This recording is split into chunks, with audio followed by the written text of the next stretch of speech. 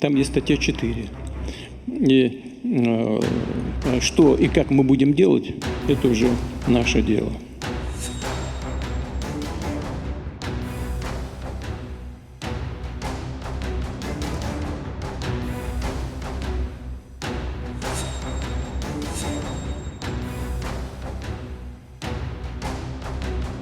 We are seeing evidence that there are North Korean troops that have gone to Russia.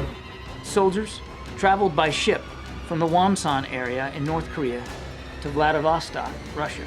미 국방부와 백악관이 북한군의 러시아 파병을 공식 확인했습니다.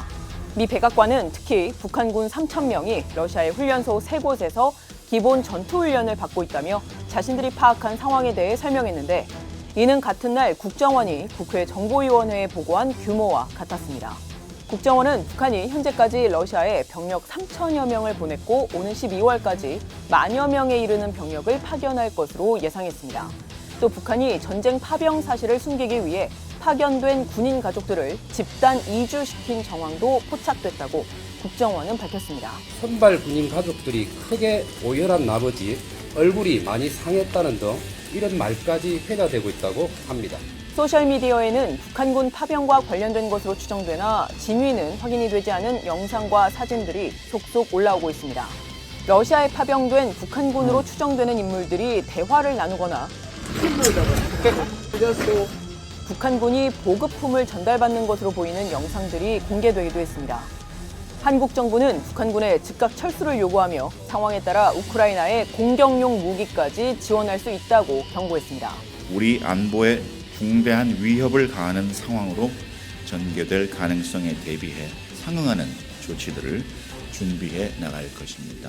최근 긴박하게 흘러가는 이 상황은 북한 국무위원장 김정은과 러시아 대통령 푸틴이 4개월 전 평양에서 만나 포괄적인 전략적 동반자 관계에 관한 조약에 서명을 한 그때 이미 예견이 된 것이나 다름이 없습니다. 북한은 앞으로도 국제사회의 강도 높은 제재를 감내하면서까지 러시아와의 군사 동맹을 더욱 가속화할 거란 전망이 나오는데 그 이유는 무엇일까요? 북한 김정은 정권의 입장에선 북러 군사 동맹을 강화하면서 얻을 수 있는 것들이 더 많다고 판단할 여지가 있습니다. 크게 4가지입니다. 첫째, 군사 기술을 얻고 또 무기 생산 능력을 높임으로써 자신들의 군사력을 강화시키는 것. 둘째, 러시아로부터 식량과 에너지 등 경제적 지원을 받는 것. 셋째, 반서방 진영을 강화하는 데 힘을 보탬으로써 외교적 고립에서 탈피하는 것. 넷째, 이러한 일련의 행위를 체제 선전 수단으로 활용함으로써 내부 결속을 다지는 것 등입니다. 우선 첫째, 군사력 강화 측면에선 러시아가 아무리 북한과 가깝다고 해도 군사 기술 등을 얼마나 북한에 알려줄 수 있을지는 미지수이긴 합니다만 만일 북한이 러시아를 설득을 해낸다면 핵심적인 기술을 확보하거나 최소 그 기간을 단축시킬 가능성을 배제할 수 없습니다. 핵미사일 고도화를 완성하는 데 있어서 지금 ICBM의 재진입 기술, 핵잠수함 건조 문제, 거기에 탑재하는 SLBM의 완성도, 정찰위성과 우주 개발과 관련된 부분들, 한미의 그 전투기라든가 미사일을 막을 수 있는 대공미사일 체계, 이게 이제 핵심적으로 북한이 가장 갖추고 싶어하는 시스템인데 러시아가 핵심적인 기술을 제공하거나 또는 그것을 모방할 수 있도록 제공해 줄 가능성이 있다는 거죠. 북한은 구형 무기체계의 탄약들을 러시아에 넘기는 것만으로도 곧 구형 무기체계를 신형으로 업그레이드하는 기회를 얻는 것이기도 하고 우크라이나 전장에서 북한 군과 북한 무기체계가 쓰인다는 건 그 자체로 북한이 실전 데이터를 쌓게 된다는 걸 의미합니다. На жаль, нестабільності та загроз може стати значно більше після того, як Північна Корея буде вчитись сучасній війні. 즉 북한은 우크라이나든 한국이든 미국이든 어디를 겨냥하든 공격의 정확성을 높일 수가 있기 때문에 앞으로도 러시아와의 밀착을 계속 강화하려 할 걸로 보입니다. 다음은 경제적 이익과 반서방 진영의 강화입니다. 북한은 유엔 안보리가 북한의 1차 핵실험 이후 가해왔던 제재 11개 가운데 가장 뼈아팠던 제재 5개, 즉 2016년과 2017년부터 시작이 된 5개의 제재를 해제해달라고 미국에 요청한 바가 있습니다. 11건 가운데서 2016년부터 17년까지 채택된 5건, 그중에서 민수 경제와 인민생활에 지장을 주는 항목들만 먼저 해제하라는 것입니다. 이렇게 북한 당국자가 직접 공식 석상에서 이 제재가 정말 뼈아팠다. 사실상 이렇게 확인을 한 것이나 다름이 없을 정도로 유엔 안보리 대북 제재가 강력한 건 사실이었는데 정작 이렇게 북한이 해제되길 원하는 이 제재는 북한 스스로가 핵을 포기하지 않는 한 해제될 가능성이 제로에 가깝습니다. 따라서 북한은 아예 자신들에게 제재를 가한 그 기존 질서를 무력화시키는 방향으로, 즉 반서방 진영에 힘을 실어주는 방향으로 계속 가려 할 것으로 보입니다. 북한이 북러 조약을 통해서 애초에 추구했던 것도 한국이 한미 상호 방위 조약을 통해서 굳건한 확자 억제력을 제공받고 있는 이 구조, 이것에 맞대응할 수 있는 체계를 원했던 거거든요. 한미에 버금가는 그런 군사동맹으로까지는 보지 못하더라도 최소한 그 군사동맹에 준하는 대립적, 대치적 구도가 하나 만들어졌다. 이제 이렇게 평가할 수 있는 거죠. 북한은 그동안 러시아와 중국이 물밑에선 눈 감아준 덕분에 제재를 일정 부분 회피할 수 있었는데 최근에는 북러 군사협력을 계기로 아예 대놓고 러시아가 북한의 편을 들 정도로 제재를 훨씬 더 노골적으로 회피하고 있습니다.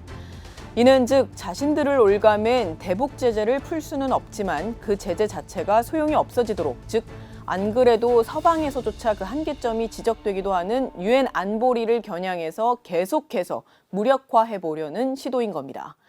물론 그렇다고 그 시도가 유효할 것이냐, 그건 다른 문제이고 또 그렇지 않을 거라는 시각이 많기도 합니다만 어쨌든 북한은 유엔 안보리 상임이사국 중 한 곳의 수장이기도 한 푸틴의 입에서 대놓고 북한에 대한 제재가 문제다 이런 말까지 나오게 만든 것도 사실입니다. В этом контексте отмечу, что инспирированный США и их союзниками бессрочный ограничительный режим Совета Безопасности ООН в отношении КНДР должен быть пересмотрен. 본인들의 어떤 그 경제적 이익뿐만 아니라 안보적인 측면도 있는, 어떻게 보면 전략적 자율성을 확장해 나가고 있는 모습들을 보이고 있죠. 최근에는 북한이 러시아의 군에 이어 노동자도 대규모로 파견하기로 한 정황을 우리 정부가 포착했는데 북한 노동자의 해외 파견은 2017년부터 국제사회가 유엔 안보리 제재를 통해서 금지를 했고 또 2019년부터는 각국이 북한 노동자들을 북한에 돌려보내기로 약속을 한 상태이지만 러시아와 중국 등은 지금까지도 그 약속을 사실상 무시하고 있습니다. 러시아로선 우크라이나 전쟁으로 인해 부족한 일손을 채우고 북한은 자신들의 노동자들을 더 많이 보낼 수 있는 호재로 악용을 하는 겁니다. 통치자금 상당 부분이 소멸되고 있는 상황이고 외화 벌이의 방법이 크지 않거든요. 경제적인 인센티브가 저는 굉장히 클 거라고 생각해요. 용병 수준으로 파견될 병력 수에 따라서 직접적인 그런 어떤 지원을 받을 가능성이 높다라고 생각을 합니다. 게다가 북한은 내년이면 지난 8차 당대회 때 내걸었던 계획에 대해서 얼마나 성과를 냈는지 주민들에게 보여줘야 하는데 당분간 내부 결속, 체제 선전을 위해서라도 군사 동맹을 강화하려 할 걸로 보입니다. 인민들한테 뭔가를 보여주고 성과를 보여주고 그 성과에 따라서 9차 당대를 가야 되는 입장에서 보면 이제 1년밖에 안 남았어요. 성과를 이룩할 만한 시간적으로 부족하거든요. 그러면 누구한테 먼저 붙어야 되냐면 러시아한테 먼저 붙는 거죠. 푸틴은 지난 6월 김정은 옆에서 이런 말을 한 적이 있습니다. Также продолжим противодействовать самой практике санкционного удушения как инструмента, который Запад привык использовать в целях сохранения своей гегемонии в политике, экономике и других сферах. 즉, 푸틴 대통령이 당장 북한의 도움으로 조금이라도 우크라이나 전쟁을 더 유리하게 끌어가는 것뿐만이 아니라 미국의 힘을 분산시키고 또 미국 중심의 국제 질서를 약화시키는 걸 목표로 삼고 있는데 북한 김정은이 충실하게 그 옆에서 지원 사격을 하고 있는 겁니다.